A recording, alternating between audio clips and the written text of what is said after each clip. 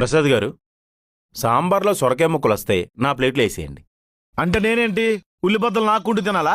అరే, ఏదో ఫ్రెండ్లీగా అడిగానండి. పోను ములక్కాడ ముక్కలు వేసేయండి. నా సాంబార్లో ముక్కలు అడుగుతారేంటండి? మీకు సాంబార్ ఏరా ముక్కలు రావా?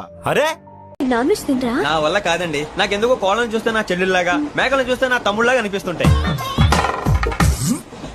ఆ మాటకొస్తే వెస్టిరియన్ తినాలని నాకు మనసు ఒప్పదండి. తోటకూర ముక్కలు కూడా ప్రాణం ఉంటుంది. అవి కూడా తినకపోతే మన ప్రాణాలు పోతాయని తింటాం తప్ప నాన్ వెజ్ తినరా? నా వల్ల కాదండి. నాకెందుకో కోళ్ళని చూస్తే నా చెల్లెళ్ళలాగా, మేకలను చూస్తే నా తమ్ముళ్ళలాగా అనిపిస్తుంటాయి. ఆ మాటకొస్తే వెస్టిరియన్ తినాలని నాకు మనసు ఒప్పదండి. తోటకూర ముక్కలు కూడా ప్రాణం ఉంటుంది. అవి కూడా తినకపోతే మన ప్రాణాలు పోతాయని తింటాం తప్ప నాన్ వెజ్ నేను ఒక్కదాన్ని ఫంక్షన్ కి వెళ్ళనంటే నువ్వు వెళ్ళమన్నావు. అయ్యి ఇప్పుడు ఏమైంది? ఎవరేమైనా అన్నారా? అందరూ నన్ను మీరు ఏ కాలేజు అని అంటే సమాధానం చెప్పలేకపోయానండి. ఫంక్షన్ కి అందరూ కళ్ళు కనిపించిన వాళ్ళు వచ్చారా?